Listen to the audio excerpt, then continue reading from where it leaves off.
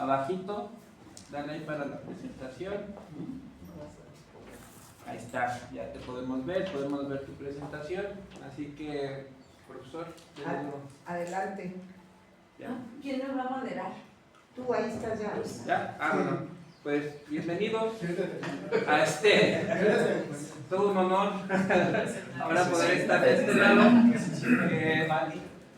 Vamos a dar inicio a este tercer día del 22º seminario de Repensar la Conquista y tenemos el gusto de contar con la presentación de Daniel Ramírez Rivera del Colegio de Michoacán, para que veamos que ahora las nuevas generaciones también están aportando grandes reflexiones, y vamos a ver su ponencia que se titula Las causas de las rebeliones tarahumaras del siglo XVII, ¿no? Ahora como que hemos andado entre siglo XVII y XVIII, lo cual está bonito, entre el discurso y la repartición de culpas. Pues sin más, sin culpa alguna, Daniel, tómate bien tu café y date duro. Dile que tiene que a los 15 le avisas. Ah, sí, a los 15 te aviso, te voy a interrumpir a los 15. Para que cierres algo. Sí, está bien. Buenos días a todos. Buenos días. Primero que nada, quisiera agradecer a los organizadores del seminario por aceptar mi participación. También quiero pedir una disculpa por no poder estar presente en Jalapa, en especial porque este seminario tiene un valor simbólico para mí. En 2017, cuando estaba por salir de la licenciatura, acudí a Jalapa para presentar un capítulo de mi tesis de grado de licenciatura. Y cuando el profesor Gil Rosat me presentó, aludió a mi condición de norteño y dijo que acá en estos lares se tenía otra visión de varios temas historiográficos, porque no interesaban tanto las historias relacionadas con Hernán Cortés y las conquistas del siglo XVI. Sin embargo, en esa ocasión yo no hablé del norte, sino de los discursos utópicos en la obra de Vasco de Quiroga. Y bueno, el comentario del profesor Rosat provocó en mí una crisis existencial, en ese momento una serie de cuestionamientos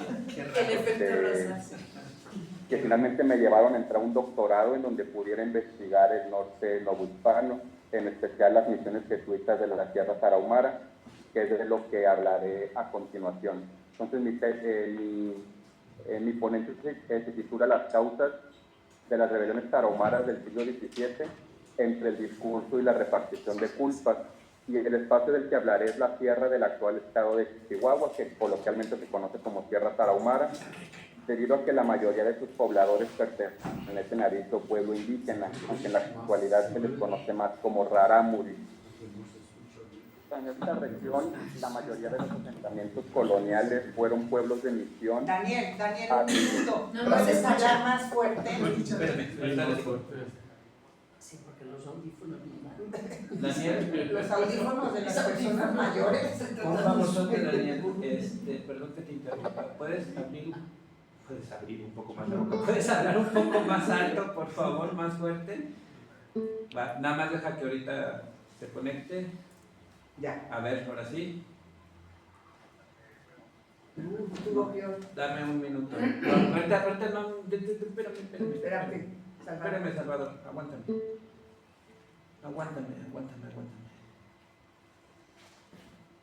¿Le vuelves a contar su tiempo? Sí. No, yo creo que lo apagaste. No. No, está prendido. No, está prendido.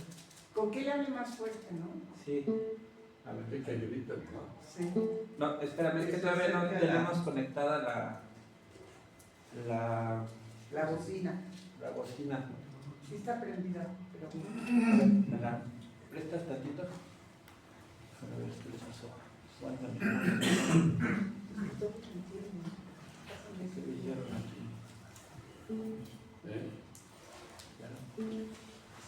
Que le sabe muy bien. Quítale vuelo de punta. A ver, aguántame, Daniel, aguántame. Ahorita te regreso, vamos 3 minutos, pero ahorita te regreso 5. Ahí está. A ver, ahora sí, háblame, dime algo bonito.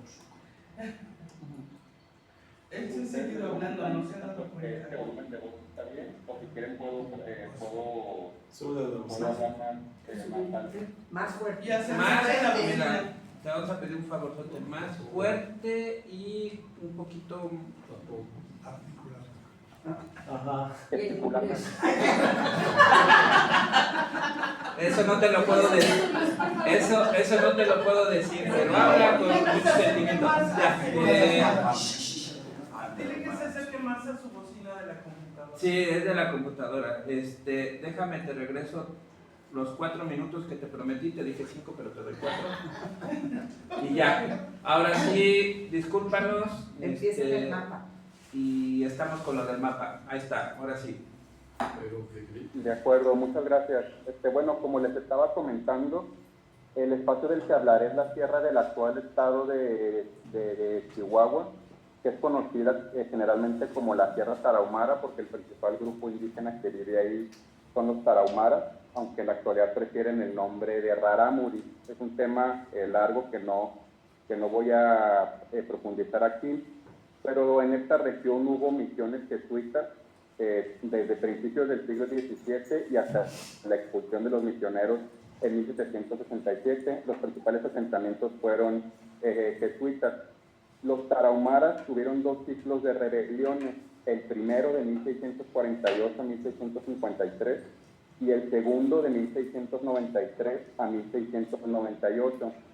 Yo les llamo ciclos porque en realidad, de acuerdo con los autos de guerra, es difícil establecer cuándo empieza una rebelión y cuándo termina, porque inicia o termina de acuerdo a los recursos de la administración de la corona española, pero en realidad pues las sublevaciones de los indios continuaban. Entonces yo les llamo ciclos solamente para indicar que hay un grupo de rebeliones que son de mediados del siglo XVII y hay otro grupo de rebeliones que son de finales de esa misma centuria. Ahora, en los últimos años he analizado tanto las fuentes institucionales de la Compañía de Jesús como los autos de guerra producidos por los capitanes generales asignados por el gobierno de la Nueva Vizcaya. Mi objetivo en esta ponencia es exponer mi análisis de estas fuentes, concentrándome en las causas que se enarbolan respecto a los alzamientos de los tarahumaras durante estos 2 ciclos de rebeliones. En la historia, este es un mapa de las cabeceras de la región, tanto en la Sierra Alta, que es la zona boscosa de la Sierra Madre Occidental en el estado de Chihuahua, como la región de las Barrancas, que es una zona que colinda más con el estado de Sinaloa. En la historiografía jesuítica y en los autos de guerra del gobierno temporal se han identificado 3 supuestas causas de las rebeliones. Primero, la oposición al yugo español, luego la hostilidad de los misioneros y tercero, la influencia del demonio a través de los hechiceros. Los abusos de los españoles para con los indios fueron sin duda el principal argumento de los jesuitas para explicar los motivos de los alzamientos. Para Francisco Javier Alegre, por ejemplo, la destrucción de la villa de Aguilar, que fue el primer pueblo de españoles fundado en la Tarahumara, fue consecuencia de los excesos cometidos por los españoles, quienes explotaban a los indios para que trabajaran en las haciendas y minas de la región. El cronista jesuita acusaba a los vecinos de la villa de ser, cito, más atentos a sus temporales intereses que a la propagación del reino de Dios. Durante esos años, los indios alzados mataron a 2 jesuitas, y según el padre Neumann, los tarahumaras no escucharon la palabra de Dios proclamada por esos misioneros convertidos en mártires, debido a que, cito, estaban indignados con los españoles que labraban sus tierras y se asentaban en ellas. En otro testimonio de la época, el sacerdote secular Diego de Medrano aseguró que los tarahumaras habían pedido que se quitara la villa y un presidio porque los españoles no dejaban de agredir a sus mujeres y a sus hijos. Entonces, la primera causa en el discurso de la época son los abusos de los españoles. Ahora bien, entre ambos ciclos de rebeliones hubo también otras amenazas de alzamientos que estaban relacionadas con la hostilidad de los misioneros, ya no de los españoles. Alegre hace referencia a un breve alzamiento de indios tubares que viven en la zona de las barrancas, quienes enfrentaron a un misionero que los explotaba y supuestamente les ponía grilletes. Poco tiempo después se dice que los tarahumaras vecinos se rebelaron contra los españoles para vengar a sus vecinos tubares. Según el jesuita Neumann, que vivió en la Tarahumara, una de las causas que contribuyó al alzamiento de finales de siglo fueron las exageradas acciones represivas que Juan Fernández de Retana emprendió al visitar la sierra. Este personaje era el capitán del presidio de San Francisco de Ponce, que era el presidio más inmediato, no estaba en la sierra, está más en la zona del altiplano, rumbo a la actual ciudad de Chihuahua, pero digamos que el capitán de ese presidio es el que figura más en los autos de guerra y que además, curiosamente, ostentaba el título de protector de indios tarahumara, a la vez que era también el encargado de reprimir los alzamientos.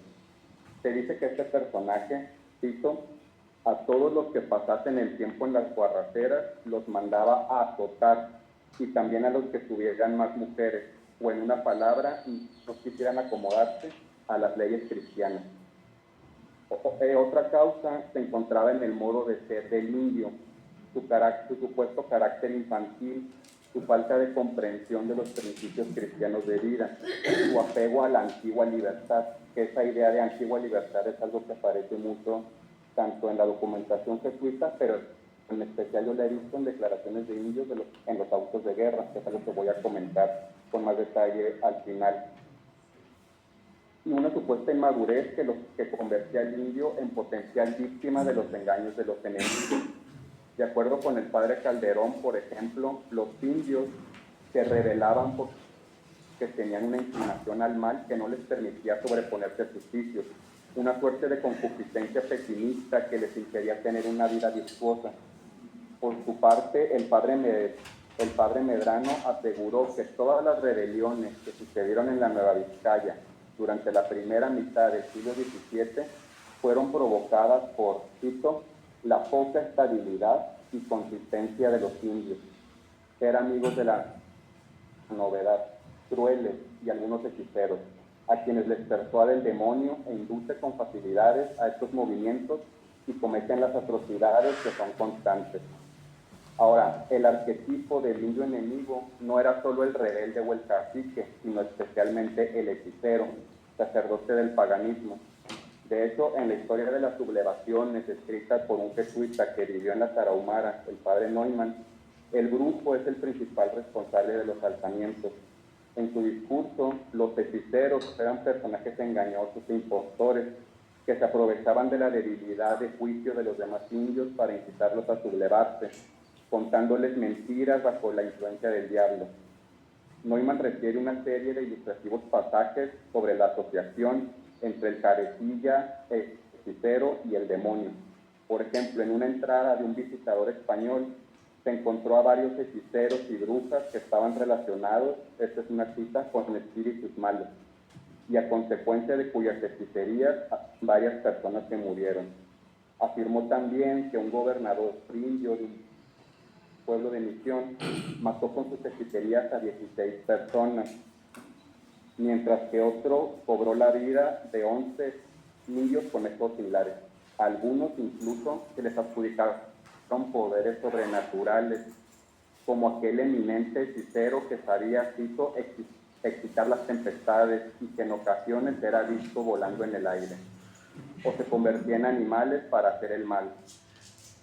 También hay referencias a hechiceros que platicaban con dos demonios, cito, encarnados en moscas gigantescas, a los que consultaban y por su instrucción cometían cosas espantosas.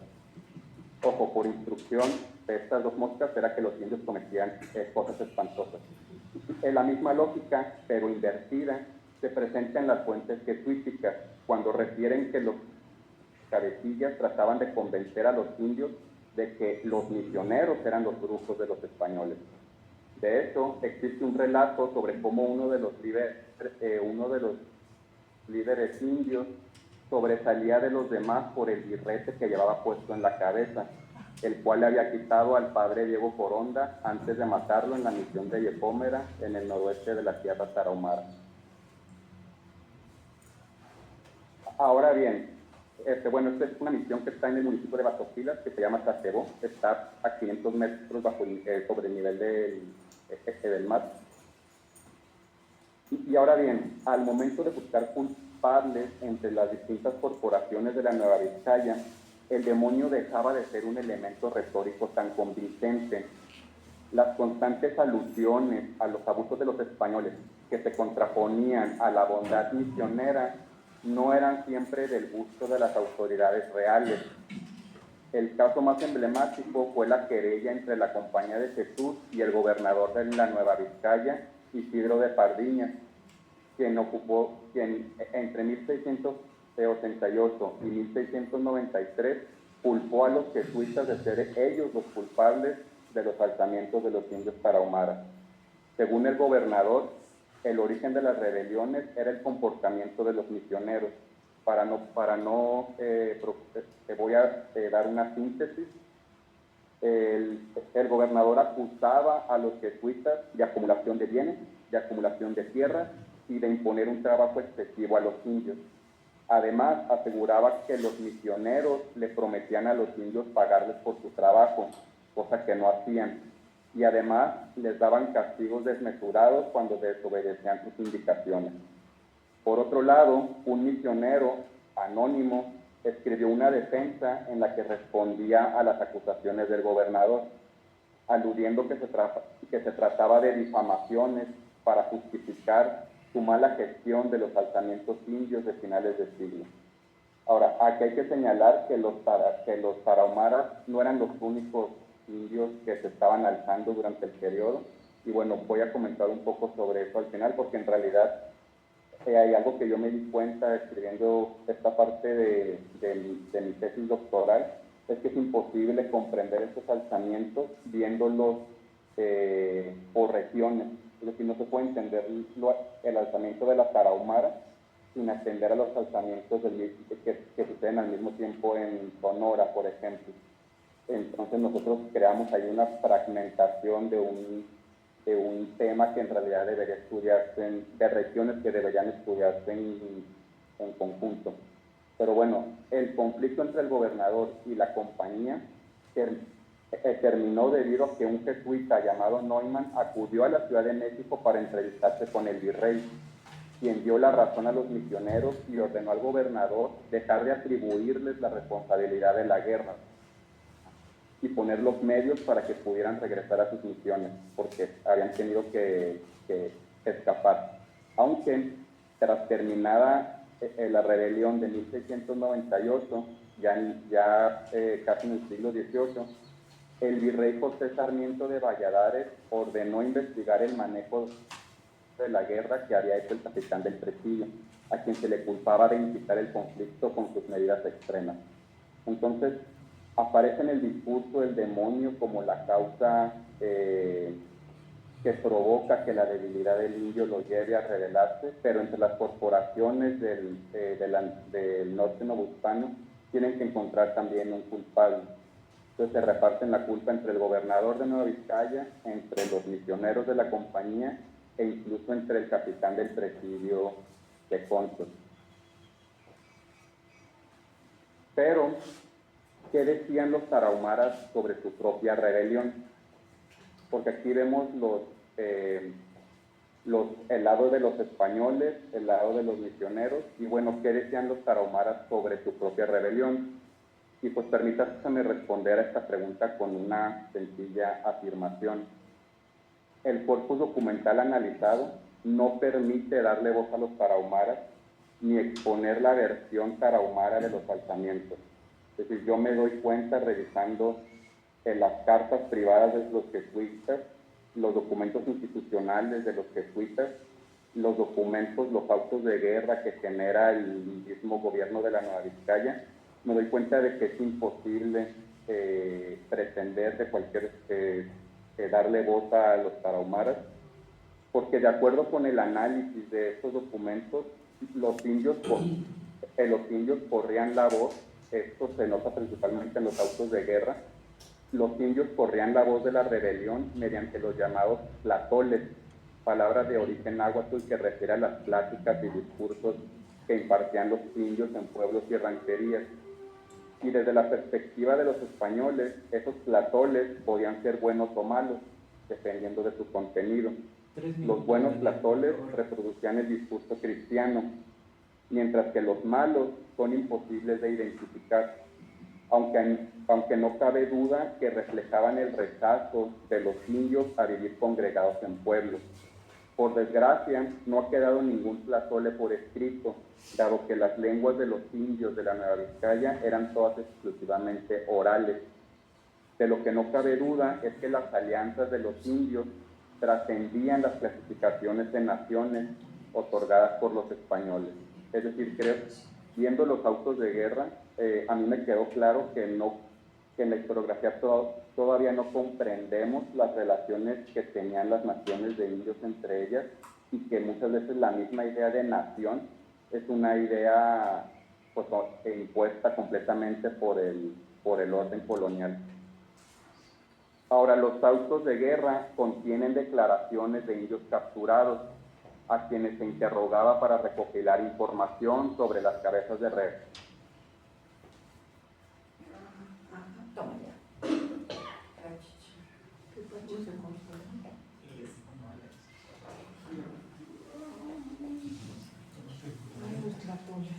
Sí. Buen tlatole. Tlatole malo. Yo creo que se dejó en internet. No se la llama. Ahorita regresa, que concluya y vamos bien. Oye, un favorzote, Daniel, te me fuiste unos minutos. Si quieres ya nada más ve concluyendo para ir cerrando tu participación, por favor. Sí, está bien. Entonces, según varias de las declaraciones de los gobernadores indios, los motivos que tenían para rebelarse eran el trabajo en exceso, la monogamia, la vida en reducción y una nostalgia por su antigua libertad. Ahora, me gustaría a mí aquí, para terminar, leerles este fragmento de un auto de guerra, que es la supuesta declaración de uno de los del líder, el más reconocido, entre comillas, de los líderes tarahumaras de estas rebeliones, que es un personaje llamado Teporame. Es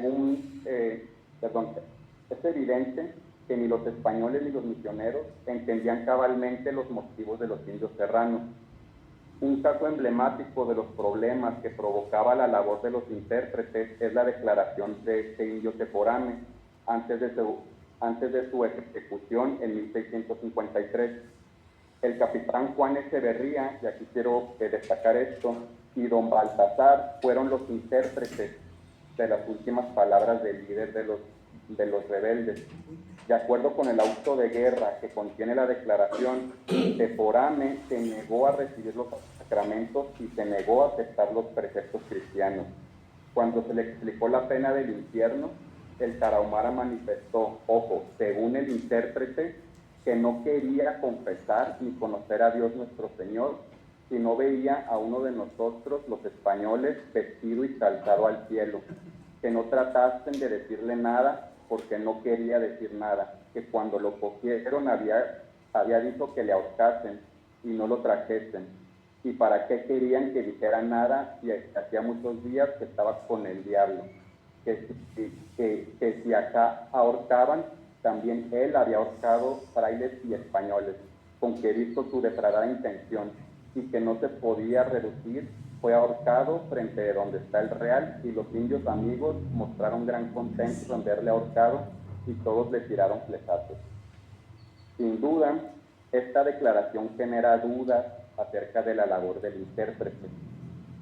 Cabe preguntarse cuáles fueron realmente las palabras usadas por Teporame al mencionar que estaba con el diablo. ¿Acaso el indio rebelde había asumido el papel que le correspondía en la narrativa cristiana de los conflictos? Por otro lado, el intérprete Juan Echeverría, ya arrastrándole ahí un poquito a la documentación, aparece en otras declaraciones como un intérprete con conocimiento en lengua mexicana, no en lengua tarahumara. Entonces, bueno, ¿de dónde sacaron esta declaración? No tengo la más mínima idea. Teporame es un ejemplo ideal sobre cómo la misma idea de cabecilla indio ha sido replicada por la historiografía. Francisco Javier Alegre lo describió como un hombre persuasivo y de gran valor. Ya voy a terminar. Y de gran valor. Rasgos que serán acuñados otra vez en el siglo XX por Gerard de Corm, quien lo califica como astuto y elocuente. Francisco Almada, el historiador chihuahuense del siglo XX, dice que Forame tenía facilidad de palabra y que era valiente.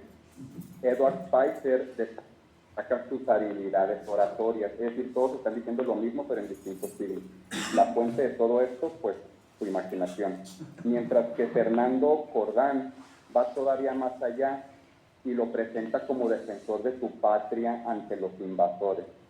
Es decir, la imagen de este líder pues se va cambiando a través de los siglos en la historia de Chihuahua, a través de una declaración, de una supuesta declaración que tiene pocas bases históricas.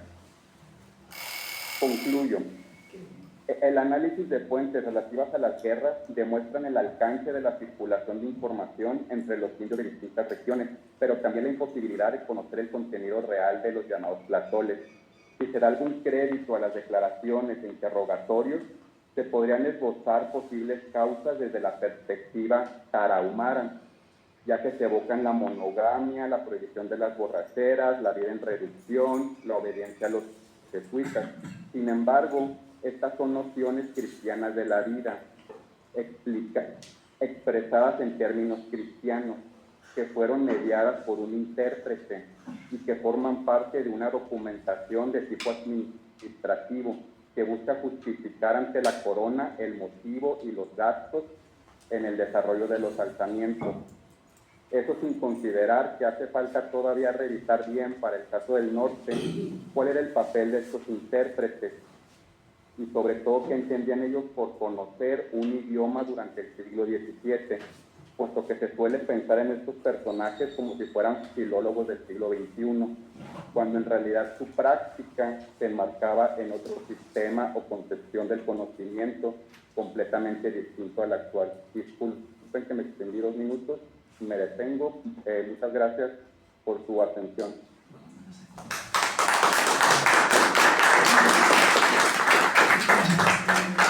Muchísimas gracias, Daniel. Tenemos 3 minutitos de participación. ¿Alguna pregunta, comentario, anatema? ¿Algo? Ya.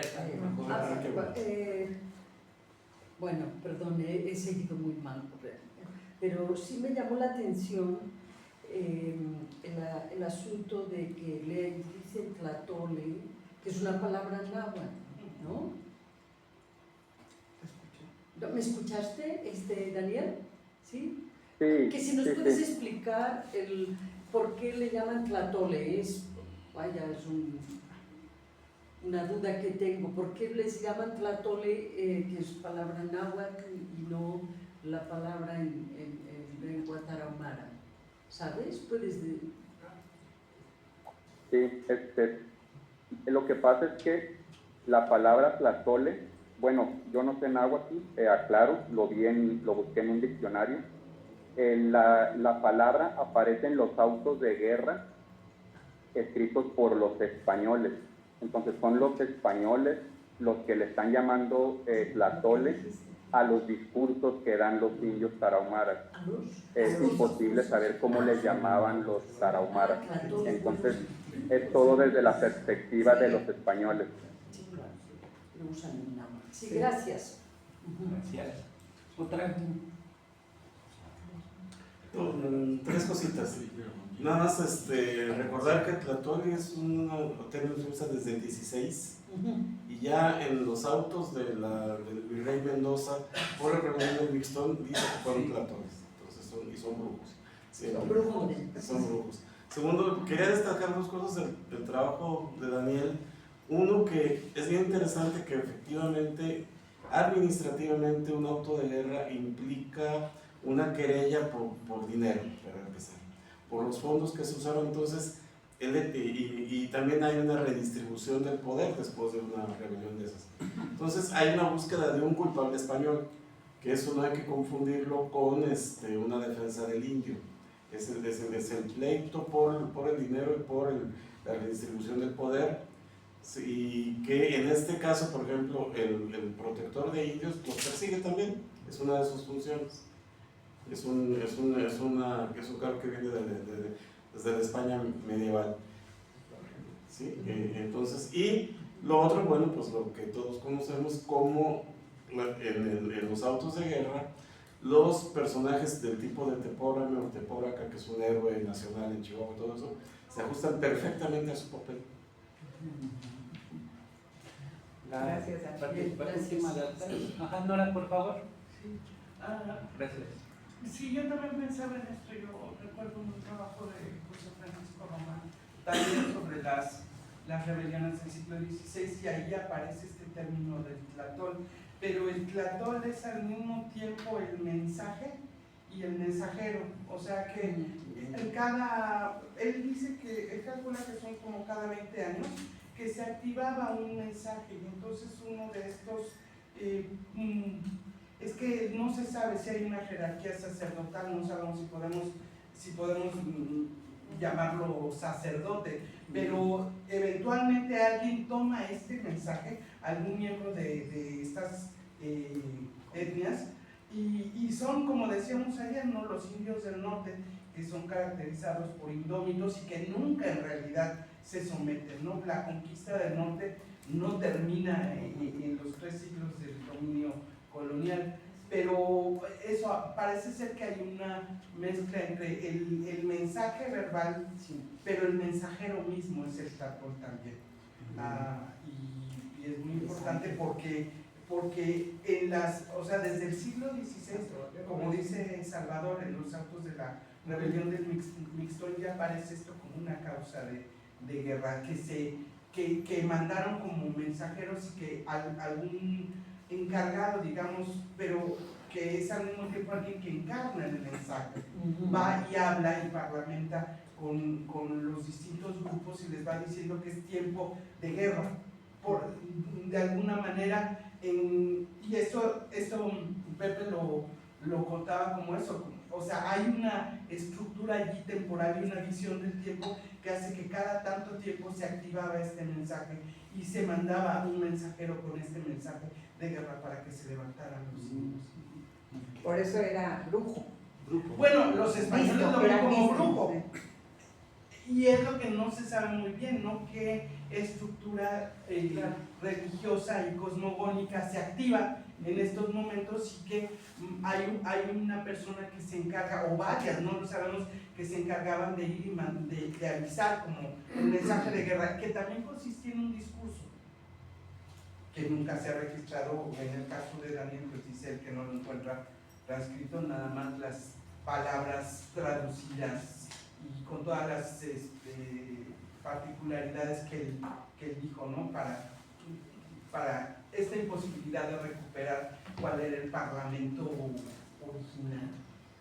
Pero sí era un mensaje de guerra, y era además es cíclico, es cada determinado tiempo, cada 20 años, más o menos, en términos del calendario español, ¿no? Gracias.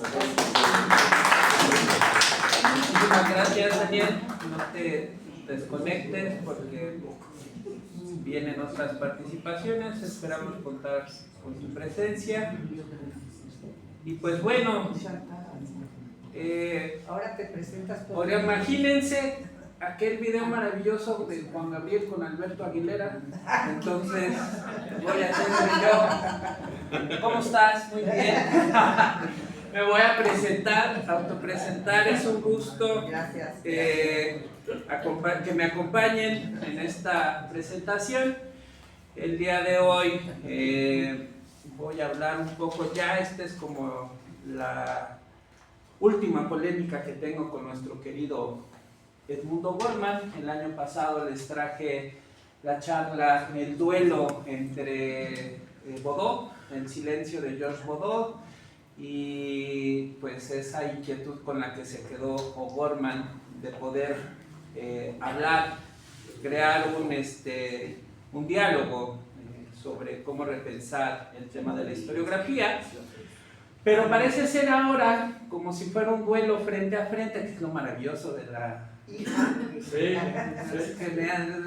Luego les doy unas claves para que veamos estas cosas.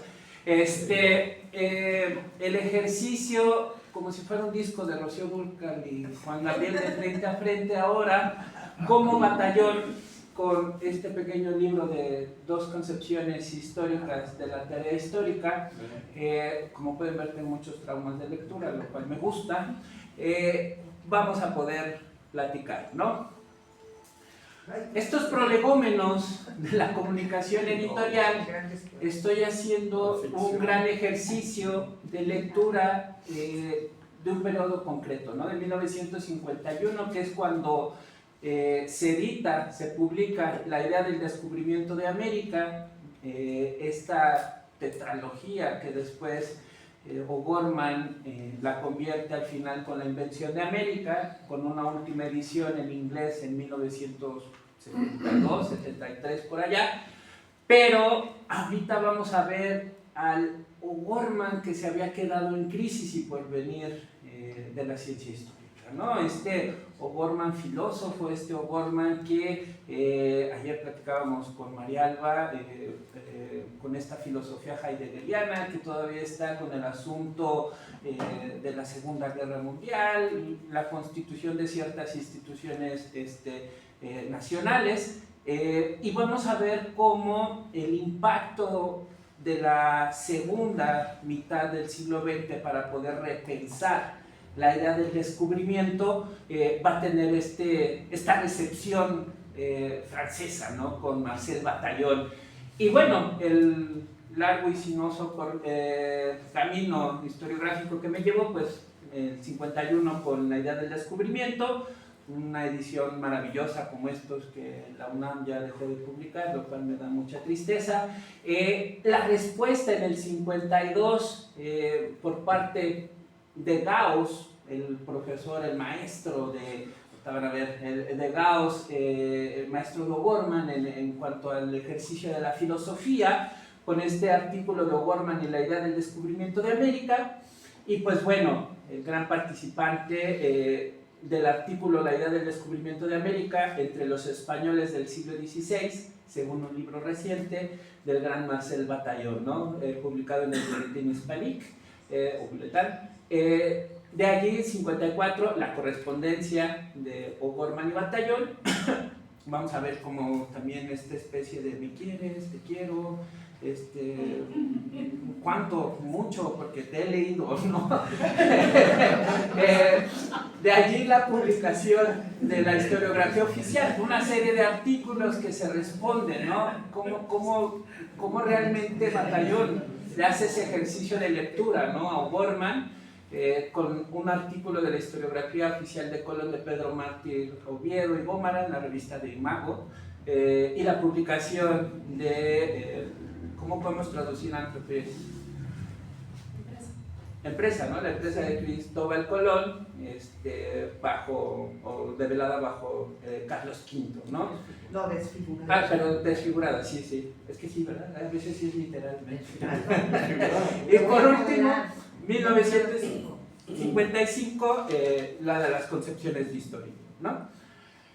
Pues bueno, el diálogo con el impacto de la idea del descubrimiento de América es que O'Gorman plantea esta idea de crisis sobre el descubrimiento a raíz de que América no es una entidad geográfica preexistente, sino que esperaba ser hallada en un sentido narrativo, ¿no? De ahí esta idea de concebirla como un concepto creado, ¿no? O por construir. De allí Gauss respalda, según en su artículo, esta revolución copernicana de la historia mexicana, como que el historiador deja de ser un notario para ser un intérprete del ser. Esta es el gran discusión entre estos tres participantes, ¿no? Cómo repensar históricamente una noción filosófica como ontológica, como lo es el ser, ¿no? Ya nos ayudó mucho ayer la participación del doctor Cermeño. Y pues aquí tenemos al gran tercero, ¿no? José Gauss, en donde la validación filosófica, en donde nos dice que este respaldo del existencialismo tiene a partir de la pregunta ¿por qué la historia es un problema de la conciencia y no del mapa geográfico o de la idea que se va construyendo de América? Y la cita es clara, ¿no? Dice, porque si la arribada, o sea, la arribada de Colón a América no fue un descubrimiento, ni siquiera un descubrimiento como tal, el descubrimiento de América será un hecho o no se reducirá más bien a una simple idea. El hecho del descubrimiento de América bien puede conceptuarse o concebirse pues muy de otra manera, la simple idea del descubrimiento de América, que es un concepto que quizá debería sustituirse por el de hecho de la invención históricamente paulatina de una entidad, la concepción de la cual como América sería el meollo mismo de la invención. Y a raíz de ello vamos a ver, para mí, 1900, finales de los 50, 60, pues la consolidación del libro de La invención de América, ¿no? Entonces, vemos que se llevan muy bien estos tres compañeros. De allí, pues, entre la mirada europea y el rigor filológico, empieza Batallón, ¿no? Con la respuesta, su reacción no es de rechazo, sino es un matiz, ¿no? Le dice, me pareció interesante, me encanta porque en la correspondencia le dice, pues realmente te he leído, ¿no? O sea, yo al que quiero todo, en una de las cartas le dice, es que perdóname, la respuesta que te envié, se la envié a la GN, cuando Bormann todavía pensaba, más bien Batallón pensaba que todavía Bormann estaba trabajando en el Archivo General de la Nación, ¿no? Y le dijo, no, ya estoy, ahora que la UNAM, en el AGN no me quieren mucho, entonces no van a pasar como que la correspondencia, no, discúlpame, te vuelvo a enviar correspondencia, te vuelvo a dar comunicación en la dirección que me des, ¿no? Entonces acepta que esta idea de América es una construcción, pero prefiere analizarla a través de textos originales. Esa es la gran crítica que le hace Batallón y muchos otros intelectuales le van a hacer a O'Gorman, ¿no? El decir, ¿cómo estás leyendo, no? O cuál es tu horizonte interpretativo sobre el mundo de lecturas que tienes, ¿no? Y entonces Batallón sí, dentro de su erudición, pues le dice, híjole, te quiero mucho, pero parece ser que hay una situación en las lecturas que hay que ir poco a poco realizando. ¿Por qué? Porque para Batallón, más que una invención filosófica, hubo una reinterpretación documental, ¿no? O sea, todo lo va dirigiendo hacia algo que se va a denominar como la historia de las ideas, ¿no? Por eso es que con el ejercicio del descubrimiento de América y sobre todo con el tema del conquistador anónimo, la deformación de la empresa de Colón, que era algo que también junto con Salvador habíamos platicado en otros, ha platicado en otras ponencias, también mi querida María Alba, en el asunto de cómo reinterpretar esta figura. El tema está entre cómo se lee la historiografía oficial y la figura de Carlos V, ¿no? Porque Batallón profundiza en que esta historia de Colón fue desfigurada, ¿no? Por cronistas como Gómara, ya lo hemos estado viendo a lo largo de muchos otros seminarios, para legitimar, ¿no? O sea, todos estamos escribiéndole a Carlos V, cronistas, conquistadores religiosos, para decir, sí lo hice en nombre tuyo, pero todo lo tuyo es mío y lo mío es tuyo también, ¿no? Entonces, el concepto de América comienza a verse como esa herramienta política y jurídica, ¿no? No solo como este famoso error geográfico de Colón, ¿no? De allí, el encuentro epistolar, ¿no? Maravilloso este ejercicio de cómo la correspondencia breve, 5 cartas nada más, es la parte más humana y académica de este diálogo, ¿no? Vemos un respeto profundo, en una le dice muy tuyo, ¿no? Muy amado tuyo, dices, ay, y eso me lo escribe Batallón. Lo que Sí, quieras, a todo. ¿no? Entonces, sí, yo caí en el error, ¿no? Vuestro muy adicto, dice, ¿no? Vuestro muy adicto, Marcel Batallón. Dices, ¿no? Entonces, Entonces, el debate es la historia, una ciencia del documento desde la perspectiva de Batallón, o más bien es una disciplina de la conciencia y el destino, pero este destino construido como la reflexión de análisis, ¿no? Desde la perspectiva de O'Gorman. Es un poco la dinámica de cómo están divididas las cartas, ¿no? Agradecimientos, extrañamiento, continuar el debate en la tercera, el cuarto es un cumplimiento de actividades académicas que estaban todos haciendo, la última pues ya nada más bien es como respuestas muy puntuales, ¿no? En la última Batallón ya le dice a O'Gorman así como que bueno, solo te recuerdo que hay un concepto de la ilusión Walsemule, a lo mejor me van a después. Exactamente, que tienes que limar, ¿no? O sea, es un parrafito, le dice, pero te recuerdo que ahí tienes que profundizar en ese asunto, ¿no? Entonces, esas concepciones de la tarea histórica llevan al choque de métodos, ¿no? Porque entre O'Gorman y Batallón, pues vemos dos posturas. Por un lado, la historia como ciencia, desde la tradición europea, pero otro también como la historia como ontología, ¿no? De la escuela mexicana, o de esta escuela que trató de implementar en un primero O'Gorman, ¿no? Vamos a jugar con estas divisiones de primero, segundo O'Gorman, después de 1970, sobre todo con sus reconstrucciones históricas y cuando entra con la edición de Las Casas, la edición de José de Acosta, Pedro Mártir de Anglería, que son dos tomos maravillosos, y obviamente, eso ustedes ya me han visto hablar mucho en otros momentos, de Motolinía, ¿no? Desde los memoriales y la historia de los indios y todo lo demás, ¿no? Entonces, ese sería para mí un segundo O'Gorman, ¿no? El debate, entonces, aquí más bien sobre América se convierte en cómo debemos escribir la historia, ¿no? ¿Y qué dice? Batallón le dice, añadamos, mi buen querido amigo O'Gorman, que el buen filólogo, que era un poco de lo que hemos hablado en estos días, en el artículo que le hace, no puede comprender lo que lee en los textos, formular correctamente las ideas que expresan, si no conoce el mundo de nociones e ideas en que se mueve el autor. La historia de las ideas y la filología se requieren mutuamente, ¿no? O sea, es un material. ¿Y qué le dice O'Gorman? Y eso un poquito con lo que ya te había hablado, que le responde en una parte.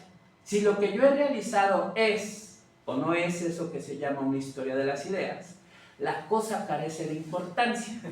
Esa es una simple cuestión de palabras que debe tenernos sin cuidado.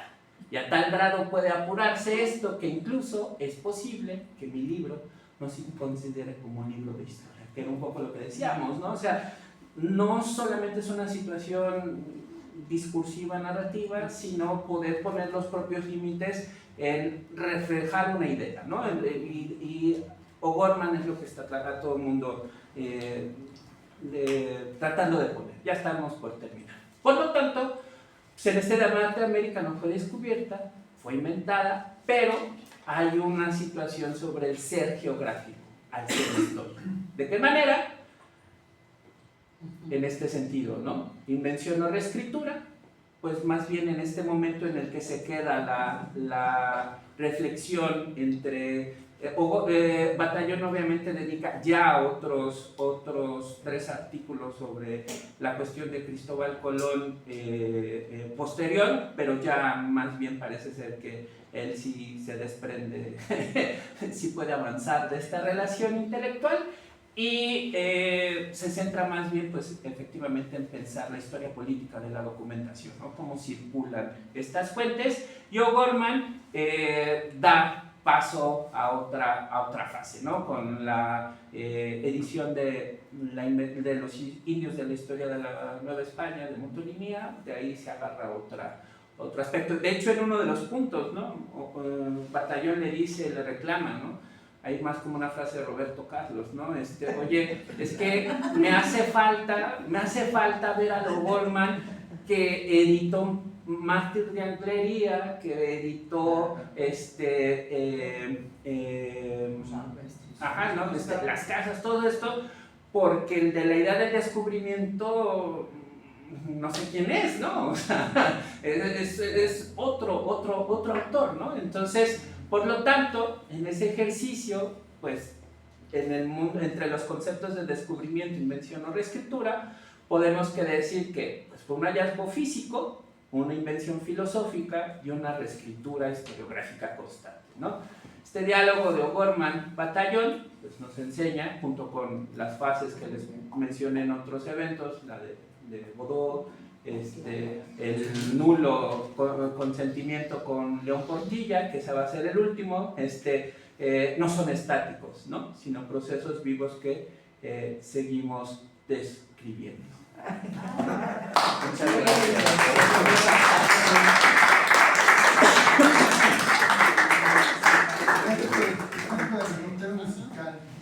Sí, ¿verdad? La analogía. Sí, 1, 2 El ojo y... de la analogía. Ajá. Y la Sí, comparación. pero un comentario muy Sí. rápido. Ujú. Es interesante, yo creo que la exposición ayuda a recrear en un contexto más amplio este debate, ¿verdad? Ujú. Esta confrontación parece, hasta donde Ujú. me doy cuenta después de tu exposición, Ujú. que se trata del enfrentamiento de dos escuelas, una mucho más próxima a la filología. Ahí identifico a Bataillon con su traductor, el caso de Antonio Alatorre, ¿no? Que es el filólogo y que toma distancia de la historia. Eso es por un lado. Y por otro lado, pues está la escuela, digamos, más filosófica, es decir, lectores de Heidegger y de esta nueva filosofía que trata de escapar de la vieja escolástica, digamos, de los modelos preexistentes que ayudan a explicar el mundo de lo real, que representa O'Gorman, ¿no? Y que la integra para repensar la historia. Es interesante, casi yo diría, se ve la lucha en términos conceptuales, es idea, es hecho, pero nunca acaban de aclarar esas palabras. Esas palabras designan cosas, una más empírica y otra más mental o ideográfica, y que supuestamente se aleja de la realidad. Es el problema de la relación entre representación y realidad, ¿no? Que va a volver a tomar cuerpo ahora con la nueva historia cultural, que es central. Yo casi diría que todo esto es un balbuceo. No estaban todavía en el momento para tener una mayor clarificación, y casi yo diría que Koselleck es el que nos viene a ayudar a resolver y reintegrar una vez más estos dos campos aquí enfrentados, el filológico y el supuestamente empírico histórico. Entonces es muy interesante como una manera de entender esa disputa, y que tiene su valor y su importancia, pero que no resolvieron la cosa, no quedó resuelto el problema. Y ahí sí veo la importancia de Koselleck, sobre todo cuando incorpora la dimensión del tiempo Koselleck, que es finalmente el gran problema de la historia. El problema de la historia tiene que ver con lo que pasa en el tiempo, llámese como sea el grupo étnico tal, es el tiempo lo que está ahí finalmente jugándose y confrontándose en las diferentes disputas. Así que pues muchas gracias. Muchísimas gracias. María Herby, después profesor Pantoja y luego Salvador. Pues muchas gracias, muy interesante. Un poco para continuar la comparación, que da mucho para la teoría de la historia, para la historiografía. Sería interesante comparar sus aparatos críticos, porque ahí se ve muy claramente los dos estilos distintos de hacer historia, y cómo Bataillon es empirista y O'Gorman usa su aparato crítico en servicio de la fenomenología, ¿no? Eso. Entonces, creo que muchas veces, y también nos llevaría un poco a la diferencia entre O'Gorman y Zavala, ¿no? Que Zavala es mucho más empirista y O'Gorman se va por el camino de la fenomenología. Entonces, bueno, yo creo que ahí podrías continuar. Sí, Gracias. Muchísimas gracias. Profesor, un fuerte aplauso para el doctor Cermeño. Adiós. Gracias por venir. Un placer enorme.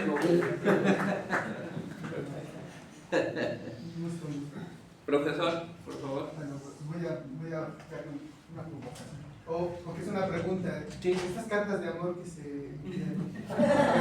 Sí. también discutieron políticamente. Claro. Son dos posiciones, ¿no? Heidegger está del lado del fascismo, y Batallón está en la Liga Antifascista Intelectuales. ¿No? Está en el grupo de vigilantes De nazismo antifascistas. concretamente. Sí. Heidegger.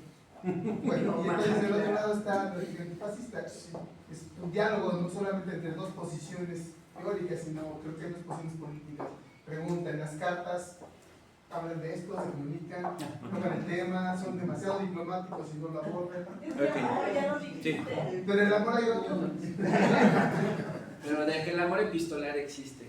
Sí, Ok, no, por tanto, estoy reuniendo las No sé si participaciones y Salvador, por favor. Justo lo que acaba es una polémica decimonónica. Hay un elemento, lástima que se fue Guillermo, ¿no? Pero hay un elemento aquí que falta en toda esta polémica y que ninguno, que hasta donde yo he visto ninguno de los dos rescata, es que no citan a Humboldt. Quien inventa la idea misma de el Colón descubridor es Humboldt, en su idea de un repaso sobre la geografía, el descubrimiento, etcétera, que después en el siglo XX se transforma en Cristóbal Colón y el descubrimiento de América. Ahí lo que él es el primero, pero estamos hablando de finales del siglo XVIII, principios del XIX, muy principios del XIX, de que es Colón quien, gracias a un proceso de observación y de etcétera, etcétera, descubre para el mundo esto que después se llamó América.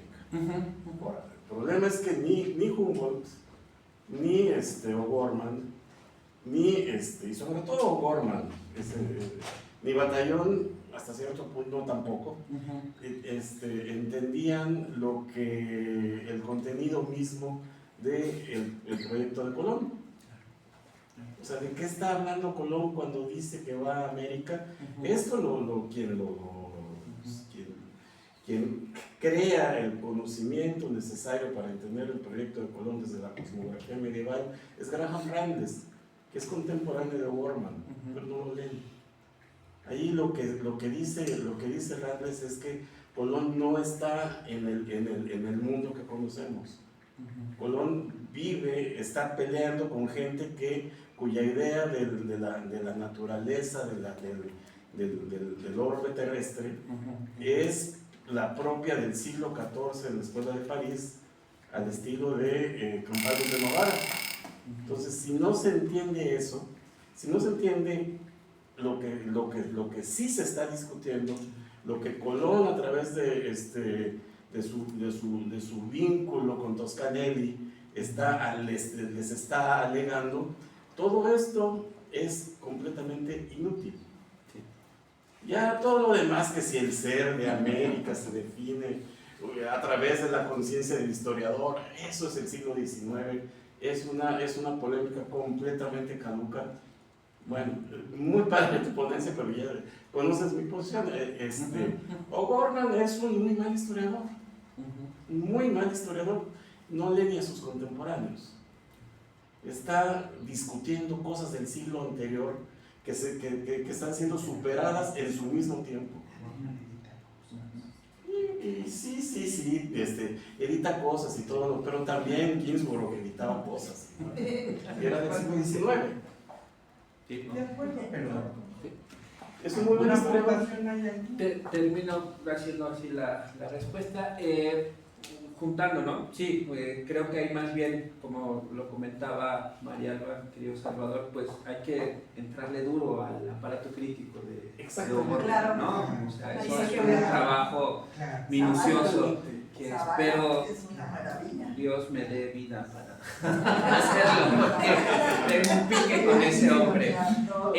Y respecto a lo que decía el profesor Pantoja, pues sí, no, las cartas realmente son muy académicas, pero sí hay un juego de sátira al momento de decirle tú y el historiador de las ideas, ¿no? Tú y el mundo descubridor de palabras, ¿no? Le dice, o sea, hay una serie de piques intelectuales que cuando estás comprendiendo pues toda la cuestión de la fenomenología, de esta disputa política, porque le dice, ¿dónde está el O'Gorman de la crisis y porvenir? Ese es al que yo amo, ese es al que yo estimo. Pues obviamente se ve que hay un avance intelectual en O'Gorman que a muchos pues, no les va a atraer, ¿no? Entonces sí, digamos que es una política una lectura política de las cartas bastante sesuda, ¿no? Y pues con el comentario que decía María algo termino diciendo, pues obviamente comprender la metodología, acercarse a estos horizontes interpretativos, lo decía muy bien el doctor Cermeño, ¿no? Koselleck, Panofsky, Pomian, ¿no? Christoph Pomian también nos va a venir a desarrollar muy bien como la cuestión de los estratos del tiempo y cómo pensar a partir de ello la escritura de la historia, poder humanizar algo tan heterológico, o sea, de éter, ontológico como lo están viendo en esta década. Termino diciendo que curiosamente hay un cuarto en discordia, que eso ya después lo voy a trabajar después, porque en 1959, ¿qué se publica como año como pregunta de examen? La visión de los vencidos, ¿no? Para que después, en 1960 y tantos, él se quiere unir a la conversación y va a publicar la filosofía náhuatl, que es su propuesta bersoniana, muy sui generis, de tratar de comprender cómo es que sí hay filosofía, cuando estos ya habían debatido todo, o una parte de esta comunicación, pero bueno, se va ejerciendo un camino, ¿no? Eso es una chamba que tengo por hacer, y sin más, muchas gracias por su tiempo.